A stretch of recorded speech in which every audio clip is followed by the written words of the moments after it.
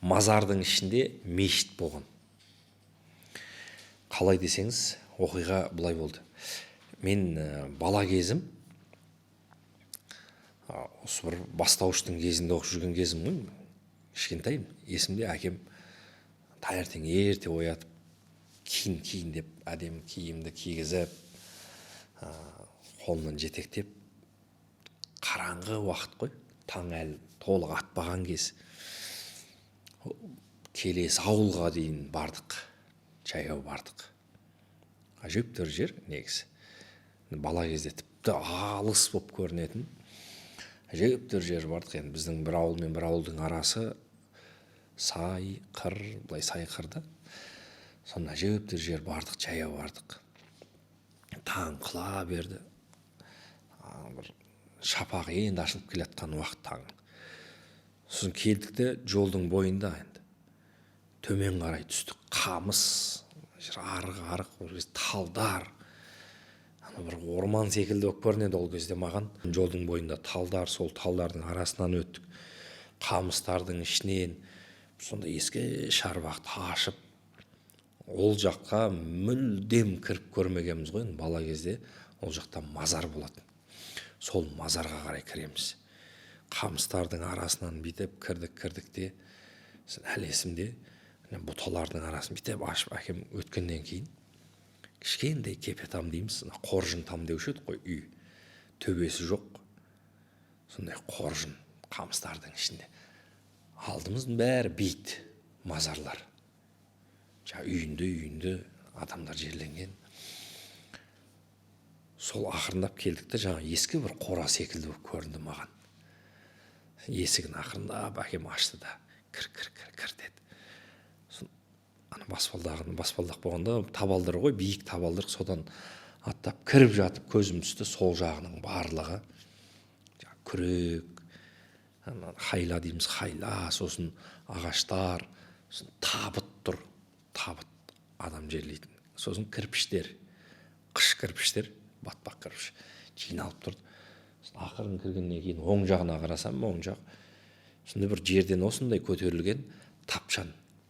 Әр жерде әртүрлі айтады, бізде тапшан дейді, сәкі дейді бір жерде. Сонда ағаштан биіктетіп көтерілген, бетіне қалыңдау киіздер төселген екен. Соның ең бетіне ақ киіз төселген. Соның бір ертегідей аталар отыр ғой. Ертегідегі аталар сияқты, басында сәлде, әппақ сақалдары бар, үстерінде шапан, қалың шапанды. Бүйтіп орап алып отыр. Бір 3-4 ата отырды. Амандасып шықтық. Ассаламу алейкум, мен әлі балам ғой. Кісілермен амандасып келіп отыр деді. Әкем қасына отырдым. Сосын тағы бір шама уақыт отырдық. Сосын тағы да бір 5-6 ақсақал келді. Сосын біраз кісілер ақсақалдар жиналды да, сосын бір кезде тұрып, айғайлап бір нәрсе айтты, азан айтты. Сөйтсе азан екен ғой, кейін біліп жатырмын, азан айтады. Сосын тұрдық та намаз оқыдық. Сөйтсем айт намазын оқыптық. Мен бірінші рет сол әкемен барып, намазға тұрған кезім енді. Намаздың не екенін көріп, сол кезде бәріміз Құран жаттатып қойған әкеміз. Содан шықтық, намазды оқып алдық та, бәрі дұға жасады аталар. Содан шықтық та, сонда бір көп емес, 15-20 шақты кісі ғой деймін. Аталар шықтық та, сонда сол жерде молда айтты. Сендер 2-3 адам мына көшеге түсіңдер, 2-3 адам мына көшеге түсіңдер, бірінші қайтыс болған кісілердің үйіне кіріңдер деп, 2-3 адамнан аталардан бөліп жіберді ғой. Соны ауылға сендер пәленшенің үйіне кіріңдер, түгеншенің үйіне кіріңдер деп айт намазын оқып болғаннан кейін, сол есімде әкем тағы да ата бар, қасымызда тағы бір 2-3 ата былай кетті, көшемен бөлініп кетті да, соны ауылға кірген кезде жеңгелеріміз есімде, жеңгелер апаларымыз көшеге шығып тұрып, сәлем бердік деп сәлемін салып, үйге кіріңіздер, айттаңыздар, үйге кіріңіздер деп, соны аталар қазір келін айналайын, пәленшенің үйіне кіріп шығайық деп, бірінші қайтыс болған үйлерге кіріп Құран оқыдық. Сол кезде есімде. Қайтыс болған үйлерге кіріп Құран оқып шығып, үйлерге кіреміз. Сонда Құран оқып шығамыз. Солай менің бірінші айт намазын оқығаным есімде. Үйлерге кіріп Құран оқып шыққанымыз есімде. Енді мен сол бала күнде сол аталардың қасында жақын жүрдім бе, әкем сол ықылас палақ нас сүрелерін сол кезде сөйтіп айтатын еді ғой, ықылас палақ нас деп.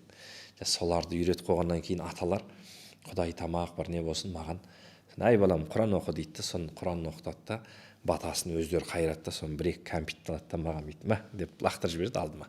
Бір-екі кәмпитті алып далаға жүгіріп шығып кететін да. Сөйтіп сол жас кезде сондай бір айт намазға қатысқаным бар. Бірақ кейін осы Алматыға келген кезде бір кісілерден естимін ғой жаңа әңгімелерінен. Бейітте, қабірде намаз оқуға болмайды дегенді. Соны айтамын, біз бала күнімде сол қабірде, мазарда оқыдық қой негізі айт намаз деп. Жаңа енді кісі айтады, ол негізі шариғатта бейітте оқымайды ғой деп. Содан кейін бір атадан сұрадым, осылай кезінде біз осындай қабірде, мазарда оқығанда осындай айт намаз оқып едік, анау деген кезде шырағым деп ата сол кезде айтып еді. Бұл заман сондай болды ғой. Алла деп айтуға болмайтын, құлшылық қылуға болмайтын сондай тыйым кездер еді. Құран оқуға да тіпті болмайтын сондай кездер, заманда өмір сүрдік қой. Сонда тек қана адамды жерлеу рәсімдеріне ғана рұқсат берілген уақыт еді ғой деп ше. Алланы ашық анық айтуға болмайтын заман болды. Сол кезде тек қана ритуальный услуги, жерлеуге ғана рұқсат берілетін, қабірдің басына барып еске алуға рұқсат берілетін заман еді. Сол кезде қабірдің басына барып Құран оқысаң, қолыңды қайырып алып кететін заман еді. Сонда ақырын тығылып, сол бейіт басында жаңағы табытты, күректі, кірпішті қоятын бөлменің ішіне келіп тығылып, айт намазын оқып, Құранын оқып, Құдайды еске алып, дұғасын жасайтын еді. Біреу келіп қалса, біз мына қайтыс болғандарды еске алып отырмыз деп ақтала кететін заман еді ғой деп сол кезде айтты да. Амалсыздан сол кездегі бір аталарымыздың қолданған Құдайды ұмытпас үшін мына бабалардан келатқан аманатты жалғастырып келесі ұрпаққа қалдыру үшін осындай айлаға да барған кездер болды. Дінді, ұлтты сақтау үшін талай жан қиды ғой деп, осындай бір қиын заманнан өттік қой деп сол кезде бір атаның айтқаны бар еді. Содан мен ана оқиға жүрегіме кейін барып қатты батты ғой. Қалай біздің ата-бабамыз қандай қиын заман болса да Құдайды ұмытпай, салт дәстүрді жалғап, оны дәстүрдің діңгегін дінге байлап, барынша аман алып қалу үшін, адамды Алласынан ажыратпас үшін осындай амалдардан, қиындықтардан өтіп, келесі ұрпаққа аманатын табыстап кеткен. Сондай бір молдалар өтті деймін да. Содан жүректе жүрген ой болды. Молда деген біз үшін бір ақылгөй, молда деген біз үшін бір негізі имам емес еді. Молда десе біз үлкен бір ғұлама, ғалым, ақсақал, абыз деген сондай ой қалыптасатын еді. Содан көптен жүрген ой еді. Алла нәсіп етіп, молда деген кино түсірдік қой, білесіздер. Соның бір идеясына түрткі болған осы бір оқиғаларымыз еді.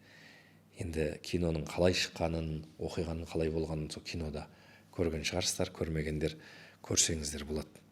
Әрқашан салт дәстүрімізді дәріптеп, салтымызды саралап, дәстүрімізді дәріптеп, құндылықтарымызды қашанда өзгеге қол тигізбейтіндей құндақтап алып жүрейік. Осындай қандай қиын заманға қарамастан ұлтты сақтап қалатын бір тұлғалар болады. Солардың бірден бірі біздің қазақ даласындағы молдалар деп білем. Өткендерін Алла рахымын алсын. Елге қызмет қылып жүргендердің Алла ғұмырларын ұзақ етсін. Еліміз аман, жұртымыз тыныш болсын.